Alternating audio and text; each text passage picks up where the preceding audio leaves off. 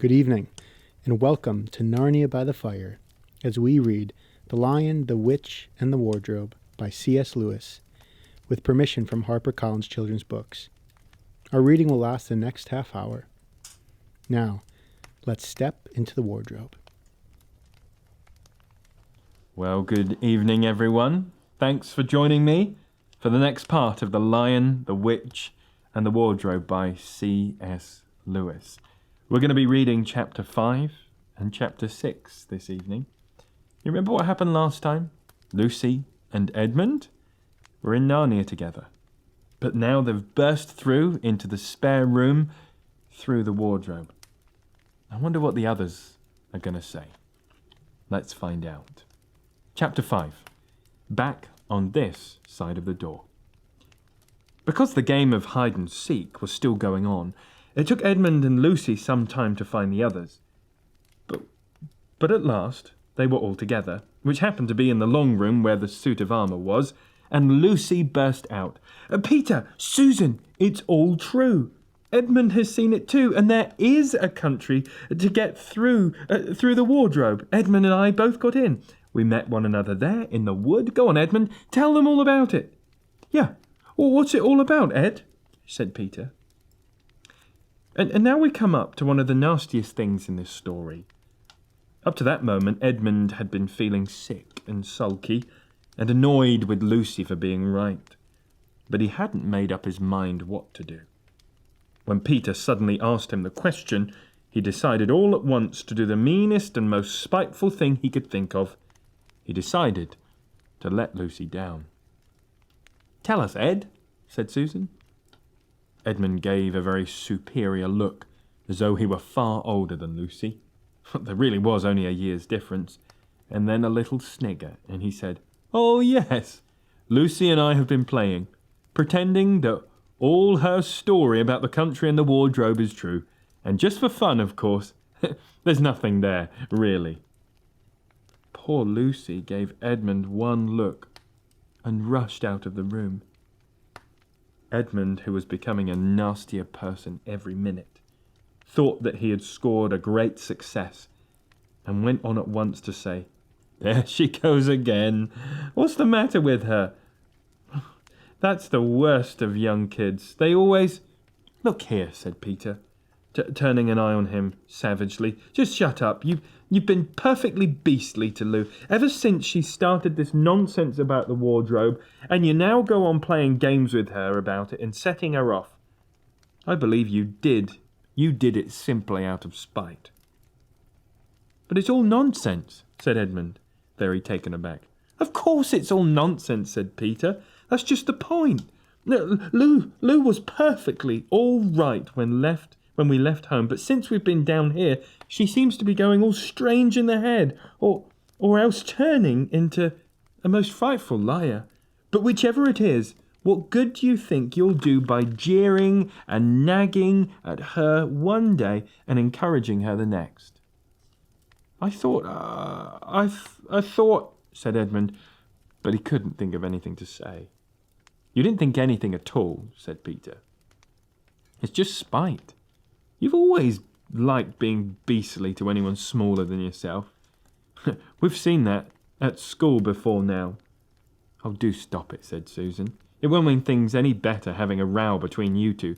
Let's go find Lucy. It was not surprising that when they found Lucy a good deal later, everyone could see that she had been crying. Nothing they could say made any difference. She stuck to her story and said, I don't care what you think. I don't care what you say. You can tell the professor, or you can write to Mother, or you can do anything you like. I know I met a fawn in there, and I wish I'd stayed there, and you are all beasts, just beasts. It was an unpleasant evening. Lucy was miserable, and Edmund was beginning to feel that his plan wasn't working as well as he had expected. The two older ones were really beginning to think that Lucy was out of her mind. They stood in the passage talking about it in whispers long after she had gone to bed. The result was the next morning they decided that they would really go and tell the whole thing to the professor. Well, he'll write to Father. If there is really something wrong with Lou, said Peter, it's getting beyond us. So they went and knocked on the door of the study, and the professor said, "Come in," and got up and found chairs for them, and he said he was quite at their disposal. Now he sat listening with them, with the tips of his fingers pressed together and never interrupting, till they had finished the whole story. And after that he said nothing for quite a long time. He then cleared his throat and said the last thing either of them expected. "So, how do you know," he asked, "that your sister's story is not true?" "Oh, but," began Susan and then stopped. Anyone could see from the old man's face he was perfectly serious. Then Susan pulled herself together and said, "But Edmund said they had only been pretending." "Well, that's the point," said the professor, "which certainly deserves consideration. Very careful consideration. For instance, if you will excuse me for asking the question, does your experience lead you to regard your brother or your sister as more reliable? I mean, which is the more truthful?" he said. "Well, that's just the funny thing about it, sir," said Peter. "Up until now, I'd have said Lucy every time." "And what do you think, my dear?" said the professor, turning to Susan. "Well," said Susan, "in general, I'd say the same as Peter. But this couldn't be true. All this about the wood and a fawn." "Wow, that is more than I know," said the professor. "And a charge of lying against someone whom you have always found truthful is a very serious thing. A very serious thing indeed." "Well, we aren't afraid we mightn't even been lying," said Susan. "We thought there might be something wrong with Lucy." "Oh, madness, you mean?" said the professor quite coolly. "Oh, you can make your minds easy about that. One has only to look at her and talk to her and see that she is not out of her mind." "But then," said Susan, and stopped. She had never dreamed that grown-ups would talk like the professor, and didn't know what to think. "Logic!" said the professor, half to himself. "Why don't they teach logic in these schools?" "There are only 3 possibilities," he said. "Either your sister is telling lies, or she was mad, or she is telling the truth. You know she doesn't tell lies, and it's obvious that she's not mad. For the moment, then, and unless any further evidence turns up, we must assume that Lucy is telling the truth." Susan looked at him very hard and was quite sure, from the expression on his face, that he was not making fun of them. "But how could it be true, sir?" asked Peter. "Why do you say that?"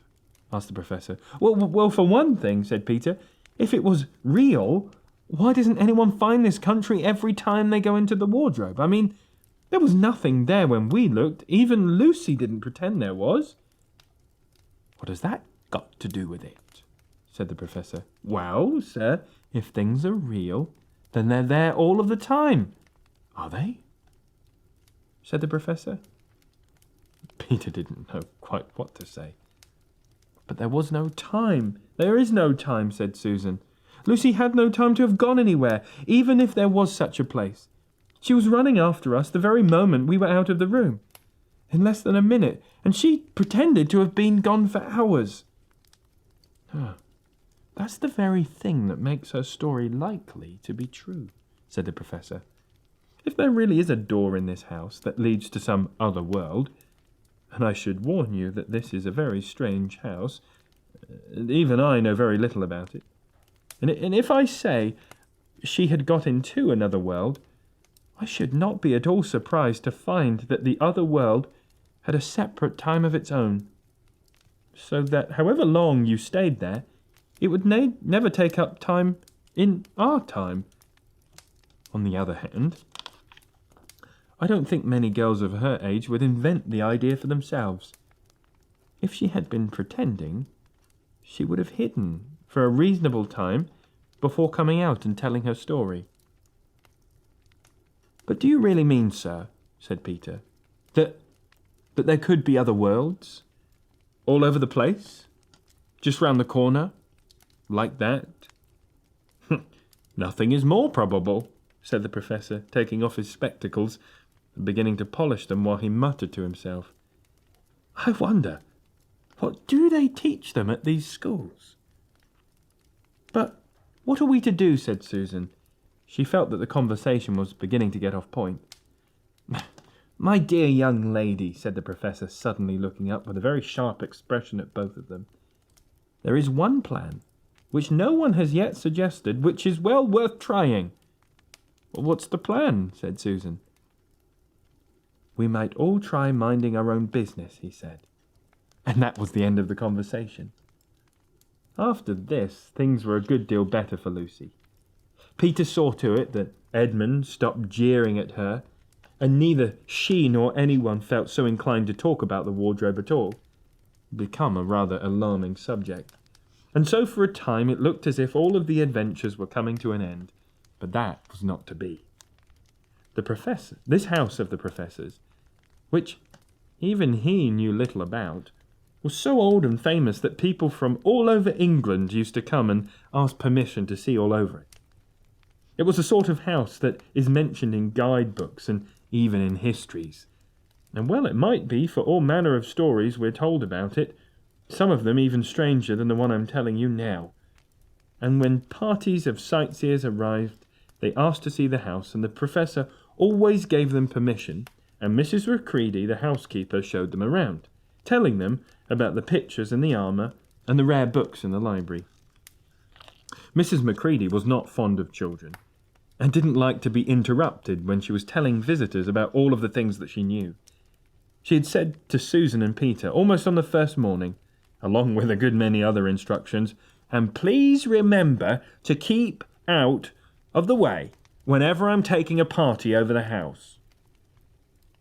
Just as if any of us would want to waste half of the morning trolling around with a crowd of strange grown-ups, said Edmund, and the other three thought the same. That was how the adventures began for a second time. A few mornings later, Peter and Edmund were looking at the suit of armour and were wondering if they could take it to bits, when two of the girls rushed into the room and said, "Look! Here comes Macready, and the whole gang with her." "Sharp's the word," said Peter, and all four of them made off through the door at the far end of the room. But when they got out into the green room and beyond, into the library, they suddenly heard the voices ahead of them, and they realised that Mrs. Macready must be bringing her party of sightseers up the back stairs, instead of up the front stairs as they had expected. And after that, whether it was that they had lost their heads, or that Mrs. Macready was trying to catch them, or that some magic in the house had come to life and was chasing them into Narnia, they seemed to find themselves being followed everywhere, until at last Susan said, "Oh, bother, those trippers. Here, let's go into the wardrobe room until they've passed. No one will follow us in there." But the moment they were inside, they heard voices in the passage, and then someone fumbling at the door, and they saw the handle turning quick. "Quick!" said Peter. "There's nowhere else." And he flung open the wardrobe. All four of them bundled inside it and sat there, panting in the dark. Peter held the door closed, but he didn't shut it, for of course he remembered, every sensible person does, that you should never shut yourself up in a wardrobe. Chapter 6. Into the Forest. "I wish the Macready would hurry up and take all these people away," Susan said presently. "I'm getting horribly cramped in here." "And what a filthy smell of camphor," said Edmund. "Oh, I expect the pockets of these coats are full of it," said Susan, "to keep away the moths." "Oh, there's something sticking on my back," said Peter. "And, oh, isn't it cold?" said Susan. "And now you mention it, it is cold," said Peter. "And hang it all, it's wet too. What's the matter with this place? I'm sitting on something wet, and it's getting wetter every minute." He struggled to his feet. "Let's get out," said Edmund. "They've gone." "Oh," said Susan suddenly. and everybody asked her what the matter was. "I'm sitting against a tree. And look, it's getting light over there." "By Jove, you're right," said Peter. "And look there, and then there. There's trees all around. And this wet stuff is snow. Why, I do believe we've got into Lucy's wood after all." And now there was no mistaking it. And all the 4 children stood blinking in the daylight of a winter's day.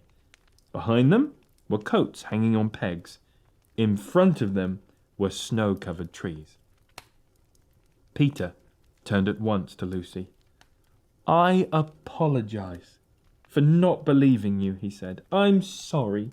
Will you shake hands?" "Of course," said Lucy, and did. "And now," said Susan, "what do we do next?" "Do?" said Peter. "Why, go and explore the wood, of course." "Ugh," said Susan, stamping her feet.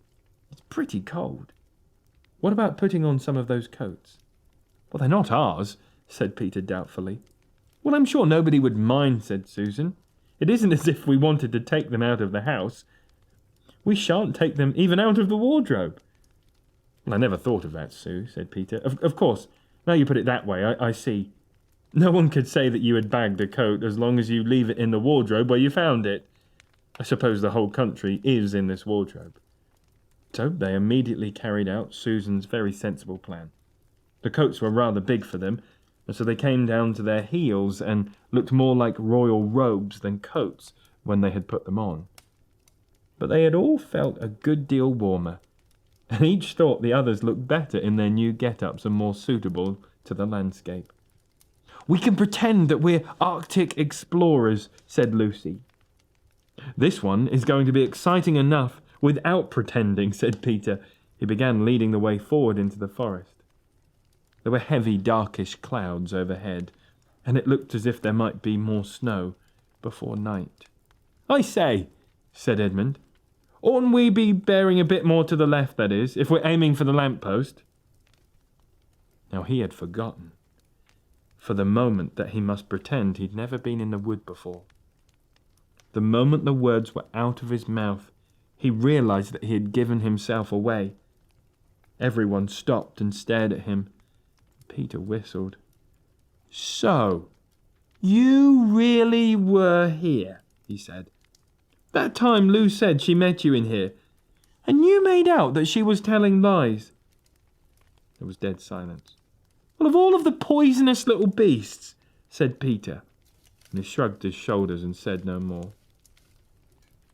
There seemed indeed no more to say, for presently the 4 of them resumed their journey, but Edmund was saying to himself, "I'll pay you for all of this. I'll pay you. Oh, you pack of stuck-up, self-satisfied prigs. I'll pay you." "So where are we going?" said Susan, chiefly for the sake of changing the subject. "Well, I think Lou ought to be the leader," said Peter.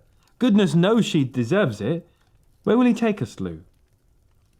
"Well, what about going to see Mr. Tumnus?" said Lucy. He's the nice fawn I told you about." Everyone agreed to this, and off they went, walking briskly and stamping their feet. Lucy proved a good leader.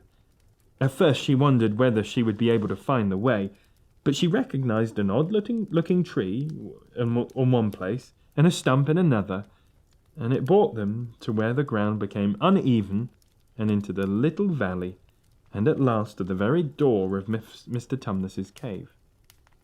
But there was a terrible surprise that awaited them there. The door had been wrenched off its hinges and broken to bits. Inside, the cave was dark and cold, and had a damp feel, and the smell of a place that had not been lived in for several days.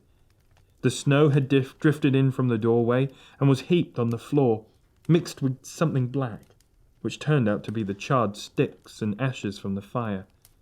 Someone had apparently flung it about in the room and then stamped on it.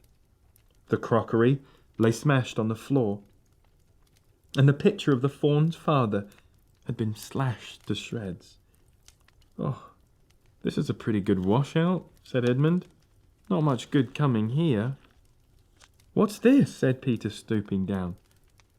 He'd just noticed a piece of paper which had been nailed through the carpet on the floor. "Is there anything written on it?" asked Susan. "Yes, I think there is," answered Peter, "but I can't read it in this light. Let's get out into the open air." They all went out into the daylight and crowded around Peter as he read the following words. "The former occupant of this premises, the Fawn Tumnus, is under arrest and is awaiting trial on the charge of high treason against Her Imperial Majesty Jadis, Queen of Narnia, Chatelaine of Cair Paravel, Empress of the Lone Islands, also of comforting her said Majesty's enemies, harbouring spies, and fraternizing with humans. Signed Morgrim, Captain of the Secret Police. Long live the Queen." The children stared at each other. "I don't know that I'm going to like this place after all," said Susan. "Who is this Queen, Lou?" asked Peter. "Do you know anything about her?" "Well, she isn't a real queen at all," answered Lucy. "She's a horrible witch. The White Witch. Everyone, all the wood people hate her. She has made an enchantment over the whole country so that it's always winter and never Christmas. I wonder if there's any point continuing on," said Susan. "I mean, it doesn't seem particularly safe here, and it looks as if it won't be much fun either. And it's getting colder every minute, and we've bought nothing to eat. What about just going home?" "Oh, but we can't. We can't," said Lucy suddenly. "Don't you see? We can't just go home, not after this. It is all on my account that this poor fawn has got into trouble. He hid me from the witch and showed me the way back. That's what it means, comforting the Queen's enemies and fraternizing with humans. We simply must try to rescue him." "There's a lot we could do," said Edmund, "when we haven't got anything to eat." "Oh, be quiet, you," said Peter, who was still very angry with Edmund. "What do you think, Susan?"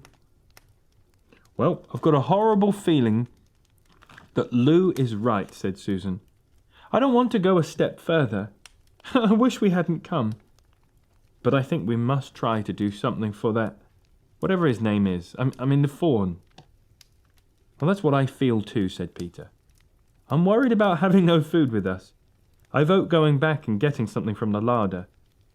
Only, there doesn't seem to be any certainty of getting into this country again once we've got out of it. I think we'll have to go on."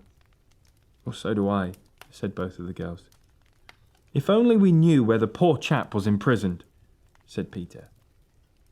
They were all still wondering what to do next when Lucy said, "Look, there's a robin with such a red breast. It's the first bird I've seen here. I say, I wonder, can birds talk in Narnia? It almost looked as if it wanted to say something to us." And then she turned to the robin and said, "Please, can you tell us where Tumnus the fawn has been taken to?"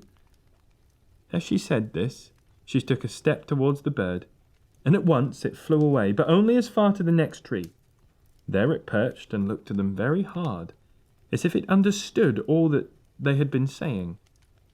Almost without noticing that they had done so, the 4 children went a step or two nearer to the bird. At this, the robin flew away again to the next tree, and once more looked at them very hard. You couldn't have found a robin with a redder chest or a brighter eye. "Do you know," said Lucy, "I really believe he wants us to follow him." "I have an idea," said Susan. "What do you think, Peter?" "Well, we might as well try follow him," said Peter. Now the robin appeared to understand the matter thoroughly. It kept going from tree to tree, always a few yards ahead of them, but always so near that they could easily follow it. In this way, it led them on slightly downhill. Wherever the robin alighted, a little shower of snow would fall off the branch. And then the clouds parted overhead, and the winter sun came out, and the snow all around them grew dazzlingly bright. They had been travelling in this way for about half an hour, with the two girls in front, when Edmund said to Peter, "If you're not still too high and mighty to talk to me, I've something to say that you had better listen to." "What is it?" asked Peter. "Shh, not so loud," said Edmund. "There's no good frightening the girls. But have you realized what we're doing?" "What?" said Peter, lowering his voice to a whisper. "We're all following a guide we know nothing about.